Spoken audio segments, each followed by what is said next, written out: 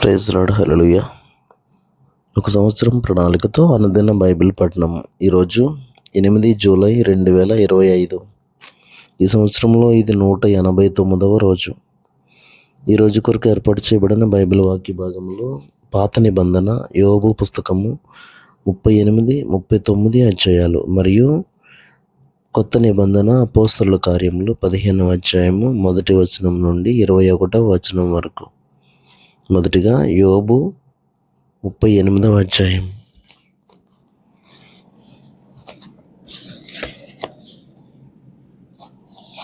అప్పుడు యెహోవా సుడి గాలిలో నుండి ఇలాగన యోబునకు ప్రత్యుత్తరం ఇచ్చాను. జ్ఞానము లేని మాటలు చెప్పి ఆలోచనను చెరుపుచున్న వీడెవడు? పౌరుషం తెచ్చుకుని నీ నడుము బిగించుకొనుము. నేను నీకు ప్రశ్న వేయదును, నీవు దానిని నాకు తెలియజెప్పుము. నేను భూమికి పునాదులు వేసినప్పుడు నీవెక్కడ నుండివి? నీకు వివేకం కలిగి ఎడల చెప్పుము. నీకు తెలిసిన ఎడల దానికి పరిమాణము నియమించిన వాడెవడో చెప్పుము. దాని మీద పరిమాణపు కొల వేసిన వాడెవడో చెప్పుము. దాని స్తంభముల పాదులు దేనితో కట్టబడినవో చెప్పుము. ఉదయ నక్షత్రములు ఏకముగా కూడి పాడినప్పుడు దేవదూతలందరూ ఆనందించి జయధ్వనులు చేసినప్పుడు దాని మూలరాతిని వేసిన వాడెవడు? సముద్రము దాని గర్భము నుండి పొర్లి రాగా తలుపుల చేత దానిని మూసిన వాడెవడు?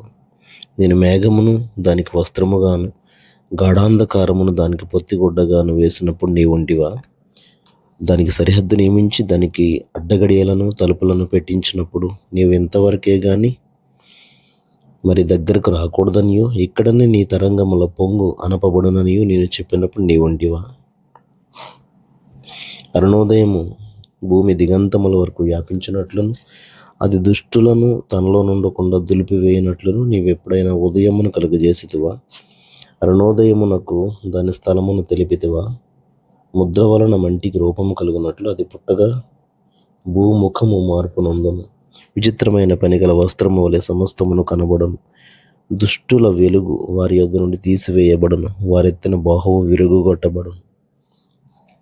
సముద్రపు ఊటల్లోనికి నీవు జొచ్చితివా? మహాసముద్రము అడుగున నీవు సంచరించితివా? మరణ ద్వారములు నీకు తెరవబడిన మరణాంధకార ద్వారములను నీవు చూచితివా? భూమి వైశాల్యత ఎంతో నీవు గ్రహించితివా? నీకేమైనా తెలిసిన ఎడల చెప్పుము. వెలుగు నివసించు చోటునకు పోవు మార్గమేది? చీకటి అను దాని ఉనికి పట్టు ఏది? దాని సరిహద్దునకు నీవు వెలుగును కొంచిపోవుదువా? దాని గృహమునకు పోవు త్రోవలను నీవెరుగుదువా? ఇదంతయు నీకు తెలిసి ఉన్నది కదా. నీవు బహువృద్ధుడవు, నీవు అప్పటికి పుట్టి ఉంటివి. నీవు హిమము యొక్క నిధుల్లోనికి చొచ్చితివా? ఆపత్కాలం కొరకును యుద్ధం కొరకును యుద్ధ దినము కొరకును నేను దాచి ఉంచిన వడగండ్ల నిధులను నీవు చూచితివా? వెలుగు విభాగింపబడు చోటికి మార్గమేది? తూర్పుగాలి ఎక్కడ నుండి వచ్చి భూమి మీద ముఖములను వ్యాపించును? తూర్పుగాలి ఎక్కడ నుండి వచ్చి భూమి మీద నఖముఖములను వ్యాపించును?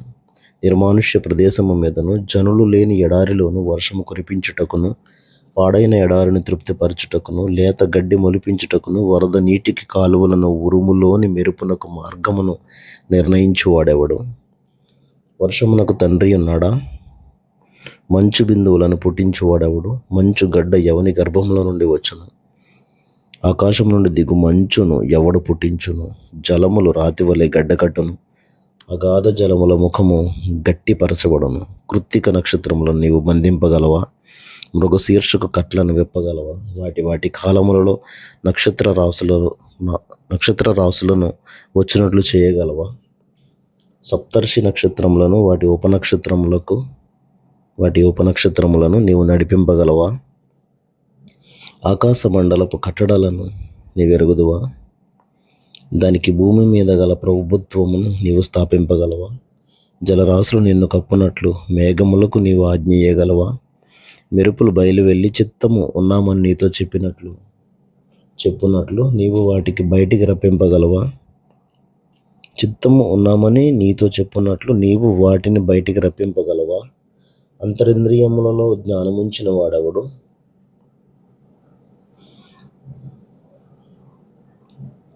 హృదయమునకు తెలివి ఇచ్చిన వాడెవడు? జ్ఞానము చేత మేఘములను వివరింపగలవాడెవడు? ధూళి బురద అయి పారునట్లును మంటి బిడ్డలు ఒకదాన్నొకటి అంటుకున్నట్లును ఆకాశపు కలశములోని వర్షమును కుమ్మరించువాడెవడు? ఆడు సింహము నిమిత్తము నీవు ఎరను వేటాడెదవా? సింహపు పిల్లలు తమ తమ గుహలలో పండుకొనున్నప్పుడు, తమ గుహలలో పొంచి ఉండునప్పుడు నీవు వాటి ఆకలి తీర్చెదవా? తిండి లేక తిరుగులాడుచు కాకి పిల్లలు దేవునికి మొర్ర పెట్టినప్పుడు కాకికి ఆహారం సిద్ధపరిచి వాడెవడు? యోబు 39వ అధ్యాయం. అడవిలోని కొండ మేకలు ఈను కాలము నీకు తెలియనా? లేళ్ళు పిల్లలు వేయు కాలమున గ్రహింపగలవా? అవి మోయు మాసంలో నీవు లెక్క పెట్టగలవా? అవి ఈను కాలం ఎరుగుదువా? అవి వంగి తమ పిల్లలను కనును, తమ పిల్లలను వేయును. వాటి పిల్లలు పుష్టి కలిగి ఎడారిలో పెరుగును. అవి తల్లులను విడిచిపోయి వాటి యొద్దకు తిరిగి రావు. అడవి గాడిదను స్వేచ్ఛగా పోనిచ్చిన వాడెవడు? అడవి గాడిద కట్లను విప్పిన వాడెవడు? నేను అరణ్యమును దానికి ఇల్లుగాను, ఉప్పు పర్రను దానికి నివాస స్థలముగాను నియమించుతుని. పట్టణపు కోలాహలమును అది తిరస్కరించును, తోలువాని కేకలను అది వినదు. పర్వతముల పంక్తియే దానికి మేత భూమి, ప్రతి విధమైన పచ్చని మొలకను అది వెదకుకొనును. గురుపోతు నీకు లోబడుటకు సమ్మతించునా? అది నీ శాలలో నిలుచునా? పగ్గం వేసి గురుపోతును నాగటి చాలులో కట్టగలవా? అది నీ చేత తోలబడి లోయలను చదరము చేయునా? దాని బలము గొప్పదని దాని నమ్ముదువా? దానికి నీ పని అప్పగించదవా? అది నీ ధాన్యమును ఇంటికి తెచ్చి నీ కళ్ళ మందున్న ధాన్యమును కూర్చునని దాని నమ్ముదువా? నిప్పుకోడి సంతోషం చేత రెక్కలను ఆడించును, రెక్కలను వెంట్రుకలను దానికున్నందున అది వాత్సల్యం కలదిగా ఉన్నదా? లేదు సుమి. అది నేలను దాని గుడ్లను పెట్టును, ధూళిలో వాటిని కాచును. దేని పాదమైనా వాటిని త్రొక్కవచ్చునని అయినను, అడవి జంతువు వాటిని చితక త్రొక్కవచ్చును అయినను అనుకొనకయే ఉన్నది. తన పిల్లలు తనవి కానట్టు వాటి ఎడల అది కాఠిన్యము చూపును. దాని కష్టం వ్యర్థమైనను దానికి చింత లేదు. దేవుడు దానిని తెలివి లేనిదిగా చేశాను. ఆయన దానికి వివేచనా శక్తిని అనుగ్రహించి ఉండలేదు. అది లేచినప్పుడు గుర్రమును దాని రౌతును తిరస్కరించును. గుర్రమునకు నీవు బలమునిచ్చితివా? జూలు వెంట్రుకలతో దాని మెడను కప్పితివా? మిడతల వలె అది గంతులు వేయినట్లు చేయుదువా? దాని నాసికారంధ్రధ్వని భీకరం. మైదానములు అది కాలు దువ్వి తన బలమును బట్టి సంతోషించును. అది ఆయుధదారులను ఎదుర్కొనబోవును. అది భయము పుట్టించు దానిని వెక్కిరించి భీతిని అందుకొండును. ఖడ్గమును చూచి వెనుకకు తిరగదు. అంబుల పొతియు తలతలలాడు ఈటెలను బల్లెమును దాని మీద గలగలలాడించబడినప్పుడు ఉద్దండ కోపంతో అది బహుగా పరుగులెత్తును. అది బాకానాదము విని ఊరకుండదు. బాకానాదము వినబడినప్పుడల్లా అది ఆహా ఆహా అనుకుని దూరము నుండి యుద్ధ వాసన తెలుసుకున్నాను. సేనాధిపతుల ఆర్భాటమును యుద్ధ ఘోషను వినను. డేగ నీ జ్ఞానం చేతనే ఎగురునా? అది నీ ఆజ్ఞ వలననే తన రెక్కలు దక్షిణ దిక్కునకు చాచునా? పక్షిరాజు నీ ఆజ్ఞకు లోబడి ఆకాశ వీధికి ఎక్కునా? తన గూడు ఎత్తైన చోటను కట్టుకొనునా? అది రాతి కొండ మీద నివసించును. కొండపేటు మీదను ఎవరును ఎక్కజాలని ఎత్తు చోటను గూడు కట్టుకొనును. అక్కడ నుండియే తన ఎరను వెదకును. దాని కన్నులు దానిని దూరము నుండి కనిపెట్టును. దాని పిల్లలు రక్తం పీల్చును. హతులైన వారు ఎక్కడనుందరో అక్కడనే అది ఉండును.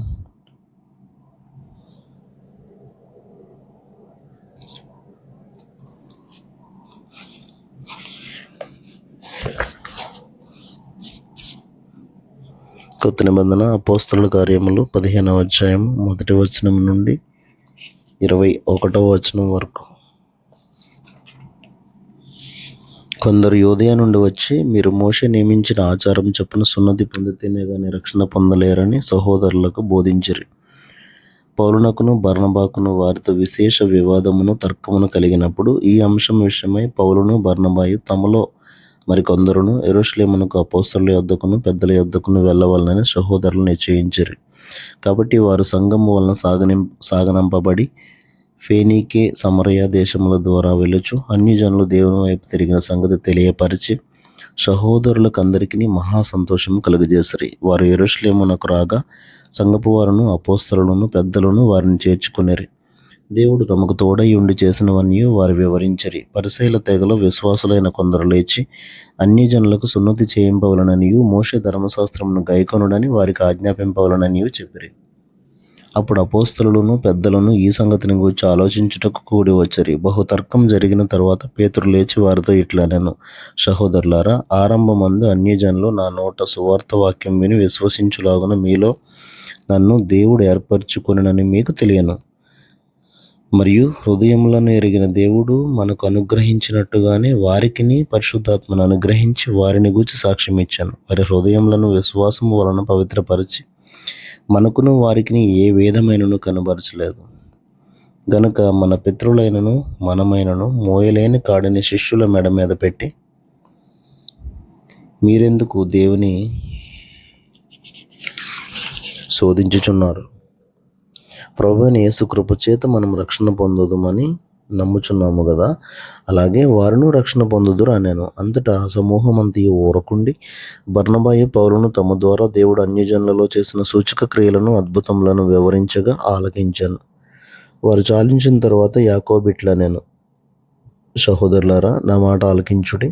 అన్యజనుల నుండి దేవుడు తన నామము కొరకు ఒక జనమును ఏర్పరచుకొనుటకు వారిని ఎలాగూ మొదట కటాక్షించను సిమియోను వివరించి ఉన్నాడు. ఇందుకు ప్రవక్తల వాక్యములు సరిపడి ఉన్నవి. ఎట్లనగా, ఆ తరువాత నేను తిరిగి వచ్చేదను, మనుషులలో కడమవారును నా నామము ఎవరికి పెట్టబడెనో ఆ సమస్తమైన అన్యజనులను ప్రభువును వెదుకున్నట్లు పడిపోయిన దావీదు గుడారమును తిరిగి కట్టెదను, దాని పాడైన వాటిని తిరిగి కట్టి దానిని నిలువబెట్టెదనని అనాది కాలము నుండి ఈ సంగతులను తెలియపరిచిన ప్రభువు సెలవిచ్చుచున్నాడు అని రాయబడి ఉన్నది.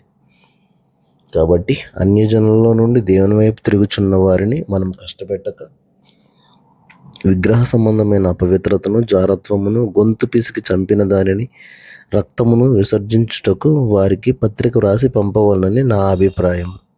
ఎలయనగా సమాజ మందిరములలో ప్రతి విశ్రాంతి దినమున మోషే లేఖనములు చదువుట వలన మునుపటి తరముల నుండి అతని నియమమును ప్రకటించువారు ప్రతి పట్టణంలో ఉన్నారని చెప్పాను. దేవుడు తన పరిశుద్ధ వాక్యమును మన వినికిడిలో దీవించునుగాక. ఆమేన్.